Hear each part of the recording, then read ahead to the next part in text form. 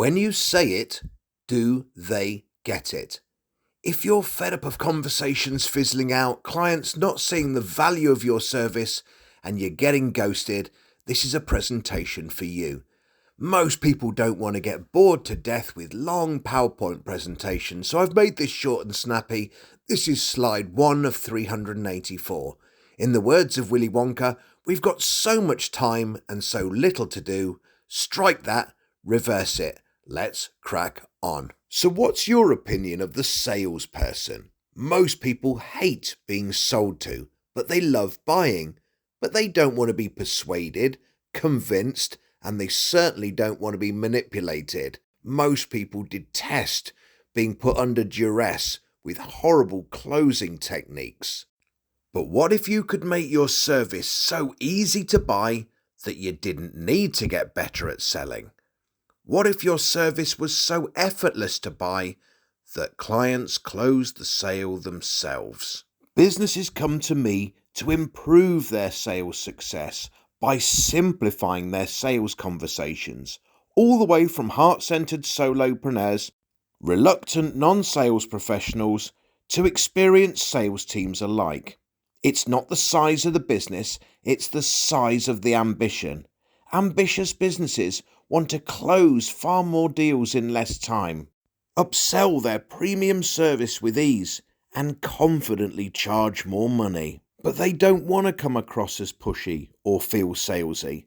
They find selling techniques sleazy, dishonest, greedy. Often, they're not confident selling themselves, uncomfortable bringing up their price, and don't want to get better at selling. What they want is sales without selling. So these are the key topics today. Why do customers or clients ghost you? Why is selling not the answer? What you should avoid saying in every meeting. Why making your message 6-year-old simple is crucial. If you have any questions on the back of today's presentation, you're very welcome to book a call today. Let's have a chat. Don't forget to download your free ebook, 5 Things You Never Considered to Improve Your Sales. Which ones do you assume don't apply to you? And if you share this post with your community with the share button, let me know and you'll get a gift of the perfect pitch worth £15 for absolutely free. If you are fed up that clients only see the price of your service and not the value it delivers, book my Game Changer session for just £97. It's a 60-minute session where we look at why clients only see the price, why selling on emotion is not enough, and how to demonstrate value without being sleazy. It's a 60-minute one-on-one session with a 20-minute follow-up session to check on everything you've understood. And both sessions are live but also recorded. Problem, solution, progress. If you have a problem, you can find a solution. If you find a solution, you'll make progress. Problem, solution, progress. If you don't have a problem, you can't find a solution. You can't solve no problems. So no problem is no solution is stay the same. But you want to progress. More clients taking more services for more money. So let's look at that again. Problem, solution, progress. Let's reverse it. To get progress, we need solutions. And to get solutions, we need problems. To make lots of progress, we need lots of solutions. Therefore, we need lots of problems. We need to go looking for problems. So if you're converting 3 out of 10 conversations into spending clients, 10 minus 3 leaves 7. We've got 7 problems.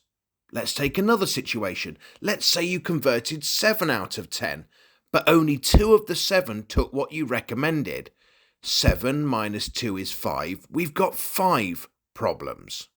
So why do I love problems so much? Between 95 and 98, I did a degree in mathematics. I told you I'm not quite as stupid as I appear. I love problem solving. But in 1998, I became a salesman. The only problem is I was the salesman that hated selling.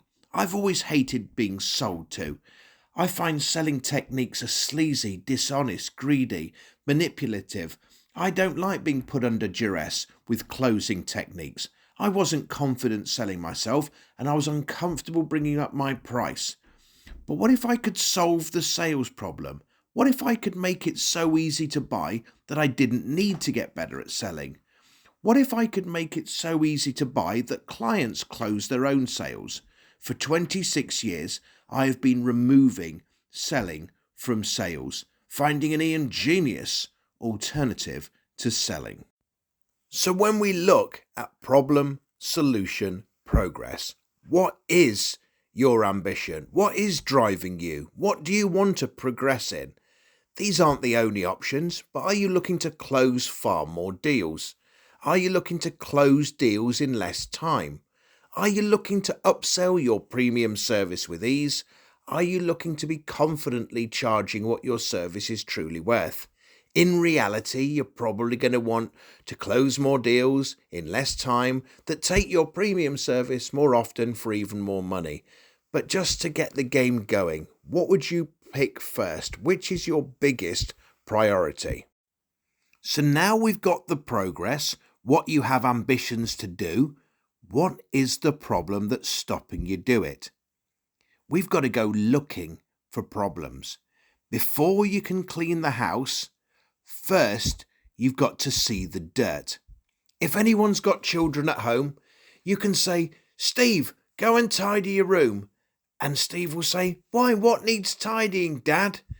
"What do you mean, what needs tidying? You've got crisp packets on the floor, clothes that should be in the washing bin, and you should be hanging up your shirt." The problem is, children aren't looking for problems. You can't get them to solve a problem if they're not looking for problems. Help them see the dirt first. So what is the current situation? Most businesses aren't getting the success they deserve. They haven't got enough clients. Clients aren't taking enough of their services. Clients are taking their low ticket service. They're not charging what their service is truly worth. Before clients can use you, first they must choose you. But unfortunately, conversations are fizzling out. Instead of going to you, they go to your cheaper but inferior competitor. They do it themselves badly and waste their own precious time, or they completely ignore the problem, only to later regret doing nothing. Typically 8 out of 10 promising conversations end with that dreaded line, "We'll think about it," before vanishing. You might hope they are genuinely thinking about it, but you also know the answer is a no. They say, "It's not for us," which is a no. "It's not for us right now," which fills you with hope. It sounds like in a day, in a week, in a month they'll come back, but in reality, you know it's a no. "We're going to use you in March." No, they're not, because it's now September and they've vanished off the planet. "Can you send me an email?" They're wasting your time and it's a no. And then the dreaded, "I'll have a think about it." No, they're not. They're going to ghost you. So what is going wrong? Clients don't appreciate the value of your service. They don't see the value, they don't understand the value, and they certainly don't appreciate the value of your service. And in the absence of value, clients always see price. So at best, they take your low-ticket service. They take less than's recommended, demand discount, or take 6 months to come on board. Or worse, they don't convert into a spending client. Instead, they go to your cheaper but inferior competitor, do it themselves badly and waste their own precious time, or completely ignore the problem, only to later regret doing nothing. But Ian, it's only the odd conversation that fizzles out. Is it? Let's have a look how big the problem really is. How many one-to-ones do you have in a week? Let's just say, for argument's sake, you had 2 to 3 conversations a week. So in a month, you'd have 10 conversations. 2 one week, then 3, then 2, then 3. 10 conversations over a month. Now, if you converted 3 out of 10 into yeses, that means 7 out of 10 are effectively no's. In a month, you've just missed out on 7 extra spending clients. This pattern of losing 7 extra spending clients every month happens 12 times in a year, as there are 12 months in a year. 12 times 7 is 84. you've just missed out on 84 extra spending clients in 1 year. Let's just say each service you had was £1,000. 84 clients at £1,000 is £84,000. £84,000. £84,000. Even if you said, Ian, my service is only £500. 84 clients at £500 is £42,000. I don't care if your service is only £100 each. 84 clients at £100 each is £8,400 of business left on the table. That's it for this session, but next time we're going to look why you can't check understanding, why confusion kills sales, what's the difference between pins and needles in your arm falling off, the wise words of McTeagle, and we're going to add 3 bananas to 3 bananas. My name's Ian Genius, with an Ian Genius alternative to selling.